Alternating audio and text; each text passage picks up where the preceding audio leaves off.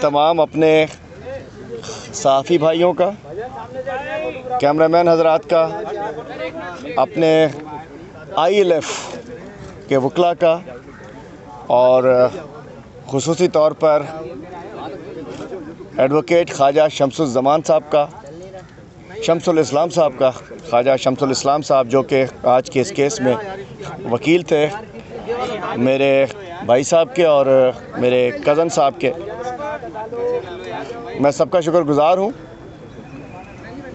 और आज मैं समझता हूँ कि अगर इंसाफ का निज़ाम चल रहा हो तो मुल्क चलते हैं, रियासतें चलती हैं, लेकिन जहाँ इंसाफ ना हो तो वहाँ कुछ भी नहीं चला करता। हम कानून पसंद शहरी हैं। हमने हमेशा अदालतों का रास्ता देखा, हमने अदालतों पर अपने एतमाद का इज़हार किया और इस सूबा सिंध में जहाँ 13 साल से जुल्म की हुकूमत है, नाइंसाफ़ी की हुकूमत है, लाठी की हुकूमत है, गोली की हुकूमत है, करप्शन की हुकूमत है, ज़्यादतियों की हुकूमत है, चोरी और सीना जोरी की हुकूमत है, जिसकी लाठी उसकी भैंस की हुकूमत है सूबा सिंध में, उस वक्त फिर लाज़िम बात है। ये मेरे पीछे सिंध हाई कोर्ट है, राजा दर साहब आप आ गए। ये जो मेरे पीछे सिंध हाई कोर्ट है और एक सुप्रीम कोर्ट भी है, तो मैं क्या समझना चाहता हूँ, सब आ गया जी, मैं समझता हूँ कि ये अदालतें उनके लिए हैं जिनको इंसाफ की तलाश होती है और जिनको सरकार जो है जिनके ख़िलाफ़ जुल्म कर रही होती है। अब मैं आता हूँ स्पेसिफ़िक, बाकी तो इंशाअल्लाह कल या परसों एक बड़ी तफसीली एक हम प्रेस कॉन्फ्रेंस करने जा रहे हैं जिसमें बताएंगे कि 13 साल क्या किस अंदाज से यहाँ जिस लैंड्स के ऊपर, मैं इस सवाल से बात करता हूँ, जो भी 1991 से लेकर 96 और उसके बाद 2006 से लेकर बाद में जो कुछ हुआ, इंशाअल्लाह एक एक पेज के साथ, एक एक पेपर के साथ मैं उसकी तफसीलात आप सबको पेश करूँगा। और आप सब लोग, मैं खुली किताब की तरह हूँ और सब लोग मुझे जानते भी हैं अच्छी तरह। इधर सामने सहाफ़ी हज़रात भी जानते हैं, वकला भी जानते हैं कि मैं इस शहर से मैंने एक पॉलिटिकल वर्कर हूँ। अब मैं आता हूँ कि जी आज, लेकिन एक एक इंच का कागज़ मौजूद है। जिसका कागज़ हो, जिसकी लीज़ हो, जिसका पेपर हो, जो कोर्ट में हो, वो इंक्रोचमेंट नहीं होती। इंक्रोचमेंट वो होती है जो इंक्रोचमेंट होती है। जैसे उन्होंने कहा था, ऐसा नहीं है कि डिग्री होती है, असली हो या जाली। भाई इंक्रोचमेंट होती है, लीज़ होती है, मालकाना होती है। किसी मतलब ऐसा नहीं होता जो कि जी गधा घोड़ा बराबर नहीं होते। उसके ऊपर स्टे मौजूद था। स्टे की मौजूदगी में इन्होंने 6 फरवरी को हमला कर दिया हलीमा। जहाँ तेज़ी का बात ये, जिस दिन हलीमा आदिल शेख अपोजिशन लीडर बनता है, वज़ीर आला साहब समझते हैं ये तो मेरी कुर्सी से फासला बड़ा कम रह गया, अब तो इतना सा फासला है और ये कहीं ये फासला तय ना हो जाए, इस खौफ में कि ये कुर्सी तब्दील ना हो जाए, ये फ़ैसला तय ना हो जाए, तो पहले इसको भस्म कर दो।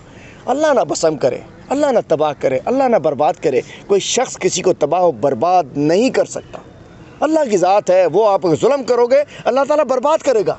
लेकिन अगर आप चाहो कि आप तबाह करोगे, आप बर्बाद करोगे, आप भस्म करोगे, आप नहीं कर सकते। कोई हुकूमत ताकत नहीं कर सकती, कोई दुनियावी ताकत किसी को ज़ेर नहीं कर सकती, किसी को दफन नहीं कर सकती। अचानक इन्होंने बुलडोज़ करने का सोचा। अपोजिशन लीडर बनने के बाद 15 दिन में ही सारी तेज़ियाँ आ गई। अच्छा, सीधी सी बात है, 2 बातें। मैं चूँकि इल्ज़ाम, अच्छा एक्शन किसी पे होता, हलीम आदिल लैंड ग्रैबर, अरे भाई हलीम आदिल का बताओ कहाँ से आ गया। मैं सीधा आपकी अदालत में आया, मैंने प्रेस कॉन्फ्रेंस की और मैंने कहा कि जी ये जो कुछ हो रहा है गलत हो रहा है, और मैंने डिमांड की कि एक बेशक जुडिशल कमीशन बनाया जाए, हाई कोर्ट के चीफ जस्टिस साहब बनाएं या सुप्रीम कोर्ट के चीफ जस्टिस साहब बनाएं। पूरे सिंध की 13 साल और उससे पहले जो अब्दुल्ला शाह साहब के ज़माने में भी जो काम हुए, जो बेचारे पुराने वज़राए आला इस वक्त वो हम में नहीं है, लेकिन साइन आज भी इनके चला रहे हैं ये लोग। जाम सादी के लिए साइन इम्तियाज़ शेख साहब चलाते हैं और अब्दुल्ला शाह साहब साइन पता नहीं कौन चलाते हैं, साहबजादे या कोई और चलाते हैं।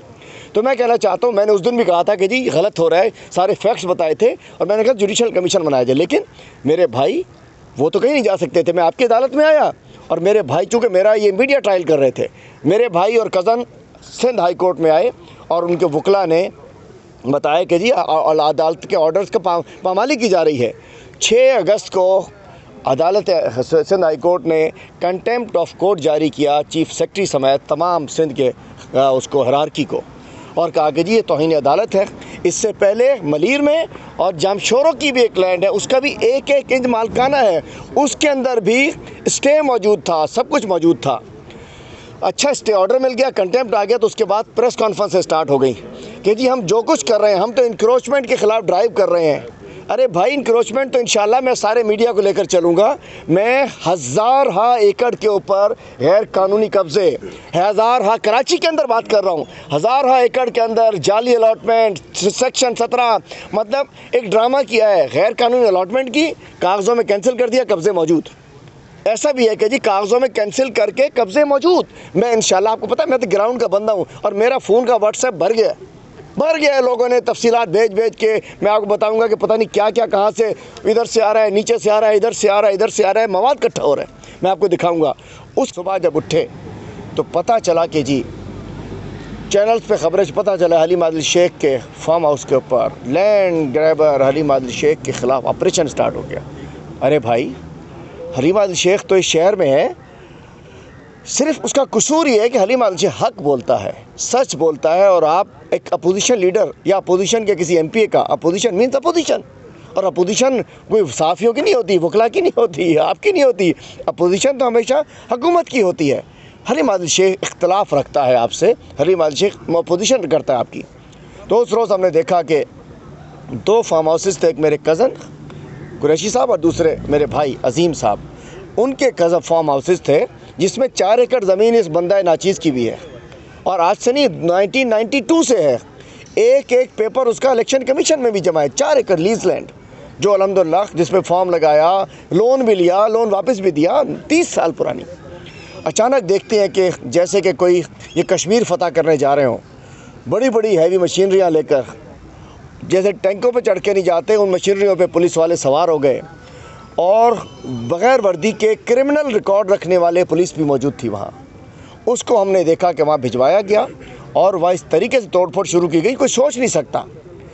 25 अगस्त 2020 को भी ऑनरेबल हाई कोर्ट ने, मोअज़्ज़िज़ अदालत ने एक स्टे ऑर्डर जारी किया था। चूँकि उससे पहले मैं, जब आपको पता है कि आप सब लोग गवाह हैं कि मेरा लड़ाई पुरानी तो थी, असल लड़ाई शुरू हुई 3 जनवरी 2018 को, जब हमने गन्ने माफिया के ख़िलाफ़, शुगर मिल माफिया के ख़िलाफ़, वो माफिया कौन है आप सब लोग बहुत अच्छी तरह जानते हैं, हमने हैदराबाद से कराची तक रैली निकाली।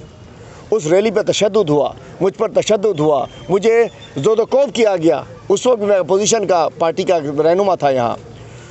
वहाँ से झगड़ा स्टार्ट होता है, फिर मैं असम्बली में आ जाता हूँ, इनके लिए अज़ाब बन जाता हूँ। मैं असम्बली में बेनकाब करता हूँ, असम्बली में तकरीर करता हूँ, असम्बली में हक बोलता हूँ, असम्बली में सच बोलता हूँ। और सिर्फ असम्बली ही नहीं, मैं लड़काना भी जाता हूँ, मैं नवाबशाह भी जाता हूँ, मैं सेवन भी जाता हूँ, मैं थरपारकर भी जाता हूँ, मैं थानों में भी जाती होती है जाता हूँ, मैं अस्पतालों में भी जाता हूँ, मैं स्कूलों में भी जाता हूँ, और बेनकाब करता हूँ। और सिंध गवर्नमेंट से हिसाब मांगता हूँ कि 7,880 अरब रुपये का हिसाब दे दीजिए, जो आपके पास आए वो हिसाब दे दें। बताएं तो सही, गए कहाँ 7,880 अरब रुपये। उसके ऊपर असम्बली में जब उन्होंने तकरीरें शुरू की, उन्होंने मेरे ख़िलाफ़ एंटी करप्शन और न जाने कौन कौन से इदारे लगा दिए अपने।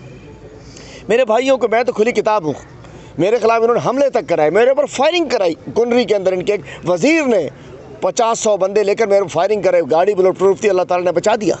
ये गवाह मौजूद है कुनरी के सामने हमारे। मैं कहना चाहता हूँ कि उसके बाद कोर्ट में जाकर हमारे कज़न्स ने, लाजिम हम कहाँ जाएंगे, हम कोर्ट ही जा सकते हैं ना जी, क्या करें हम कोई वो तो नहीं है कि हम कोई बड़े को नवाब है और ला के हमको 500 बंदे बिठा देंगे, बंदूक वाले तोपची बिठा देंगे। हम तो अदालत का दरवाज़ा खटका सकते हैं। तो कोर्ट ने सारी सूरत हाल देखने के बाद, चूँकि मैं दोबारा बताता हूँ, 1 इंच ज़मीन जो है उसका कोई ना कोई कागज़ मौजूद है, या लीज़ है, या मालकाना है, या 99 लीज़ है, या कोर्ट में स्प्रे के साथ और लीज़ अगर है तो उसकी स्क्रूटनी कमेटी से 99 के तमाम प्रोसेस कंप्लीट है। सुप्रीम कोर्ट ने ओवरऑल बैन किया। ये तो बैन के अंदर भी काम चला रहे हैं 2 नंबर, लेकिन 1 नंबर के लिए अब सारी चीज़ें कंप्लीट है, और जिस दिन सुप्रीम कोर्ट कहेगा वो काम भी, और ये सब चीज़ें कोर्ट में मौजूद हैं। हमारी ड्राइव तो इंक्रोचमेंट के ख़िलाफ़ है, और हम तो एक ऑर्डर के ऊपर, जो ओवरऑल एक वो ऑर्डर था उसके ऊपर कर रहे हैं हम। इंक्रोचमेंट तो इसमें तो आता ही नहीं है, जिसके लिए भाई अकल के अंधे सब अगर हो जाएं। एडवोकेट जनरल सिंध साहब, अब पता है एडवोकेट जनरल सिंध वो किसने लगाए हुए? मुर्तज़ा वहाब ने। अलमिया ये है कि सिंध की हुकूमत, सिंध का चीफ सेक्रेटरी आधा हमारा है आधा सिंध गवर्नमेंट का, चूँकि वो 18वीं तरमीम में दोनों से होता है। आईजी साहब था तो आधा हमारा, लेकिन पूरा इनका हो गया, वो तो बेचारा डायरेक्ट हवलदार। लेकिन दीगर सिंध के तमाम अफसरान सिंध गवर्नमेंट के अपने कमदार टाइप के लोग लगे हुए हैं। सेक्रेटरी फाइनेंस हुआ जो वीआर करके आया है। तो यहाँ मुर्तज़ा वहाब साहब ने एडवोकेट जनरल साहब को लगाया और उनसे ओपिनियन ले लिया। ओपिनियन में वो कह रहे हैं कि नहीं जी ये कोर्ट के ऑर्डर इसके अंदर नहीं आते। अरे भाई इंक्रोचर कौन है वो आप डिसाइड नहीं कर सकते। इंक्रोचर में और लेसी में फ़र्क होता है। इंक्रोचर में ज़मीन के मालिक में फ़र्क होता है। इंक्रोचमेंट होती है जो बाज़ारें आप हज़ार एकड़ मौजूद है, लेकिन एक लोग 30 साल से बैठे बिज़नेस कर रहे हैं, काम कर रहे हैं, अदालतों में मौजूद हैं। तो इन्होंने उस कंटेम्प्ट ऑफ कोर्ट को भी नेगेटिव लिया और कहा कि जी चूँकि यहाँ बेचारे सारे ही उनके हैं ना गुलाम। मुर्तज़ा वहाब जो कहेगा और उसको करना है, चूँकि उन साहब मुर्तज़ा वहाब साहब की डबल तनख्वाह है, 15-20 लाख रुपए तनख्वाह है, और वो भी फरीद दायो साहब की एक पटिशन रुकवा के बैठे हुए हैं। उन्होंने जाके उनसे गलत ओपिनियन ले लिया कि नहीं जी ये तो इंक्रोचमेंट है। अरे भाई इंक्रोचमेंट नहीं थी, जिसके लिए आज सुबह ख्वाजा शमसुल इस्लाम साहब वकील साहब को उन दोनों हजरात ने किया। उन्होंने आके अदालत से कहा कि जी हमारे पास तो स्टे भी मौजूद है, हमारे पास तो आपके कंटेम्प्ट के ऑर्डर्स भी मौजूद हैं चीफ सेक्रेटरी समेत अफसरान के ख़िलाफ़, लेकिन ये दोबारा चूँकि इन्होंने कल दोबारा कार्रवाई की सुपर हाईवे के ऊपर, उन्होंने कहा जी दोबारा वही कुछ कर रहे हैं, जिसके ऊपर हम शुक्रगुजार हैं कि इंसाफ मिला हक़ को कि अदालत सिंध हाई कोर्ट ने आज एक ऑर्डर जारी किया है जिसके अंदर इनको कहा है कि ऑलरेडी 2 स्टेज मौजूद हैं। इनको पाबंद किया है कि आपने जो जवाब देना है 23 तारीख को आकर दें, कोर्ट में आके जवाब दे दें। कोर्ट अगर कहता है कि नहीं जी ये आपका जिनका इस लेटर में आपका नहीं आता, आपकी जो कैंपेन है वो अलग है, तो अलग बात है। आज दोबारा इनको रिस्ट्रेन किया सिंध गवर्नमेंट को। आज की हमारी दरख्वास्त थी उसमें हमने पार्टी बनवाया था चीफ़ मिनिस्टर सिंध को, चूँकि जो कुछ हो रहा है चीफ़ मिनिस्टर सिंध इस वक्त वो अपने हवास खो चुके हैं। हलीम आदिल शेख की शक्ल देख के उनको डरावने ख्वाब आने लगे हैं। हलीम आदिल को पता नहीं धकूटा जिन नज़र आने लगा है। सुना है कि मेरा नाम आता है और वो फैश बकना शुरू कर देते हैं अपने वज़ीरों पे, अपने मुशीरों पे, अपने अफसरान पे। भाई हलीम आदिल क्या बिगाड़ लेगा? एक बेचारा 5.5 फुट का बंदा आपका क्या बिगाड़ लेगा भाई? ना मेरा बाप चीफ मिनिस्टर, ना मेरा दादा को खान बहादुर, मैं तो पॉलिटिकल वर्कर हूँ। अच्छा आवाम की आवाज़ में ज़रूर हूँ, हक़ में ज़रूर बोलता हूँ। तो मेरी वजह से हलीम आदिल शेख को शायद डरावने ख्वाब की तौर में वज़ीर आला साहब को आने लगा और उन्होंने कहा हुआ है हलीम आदिल शेख को तबाह बर्बाद कर दो।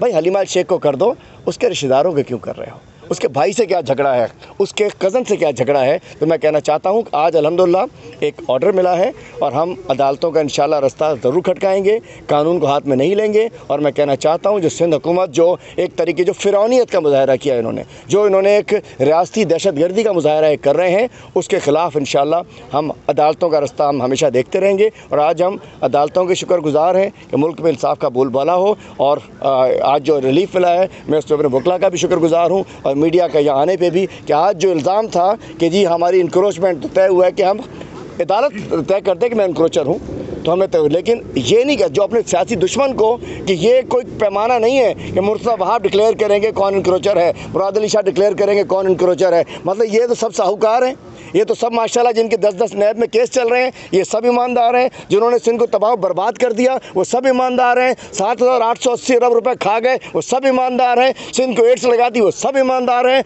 कुत्ते खस्सी कराने के लिए 92 करोड़ लगा दिए वो सब ईमानदार हैं। रोडें, रस्ते, अस्पताल सारा कुछ खा गए वो ईमानदार हैं। भाई एक ही बंदा गलत नजर आता है सिंध गवर्नमेंट को। इंशाल्लाह हम साबित करेंगे इन्होंने गलत जगह गलत पंगा लिया। इंशाल्लाह इनको एक एक चीज़ को मैंने कहा मज़ीद करता था, अब मज़ीद जज्बे और मज़ीद एक ईमान के साथ लड़ूंगा।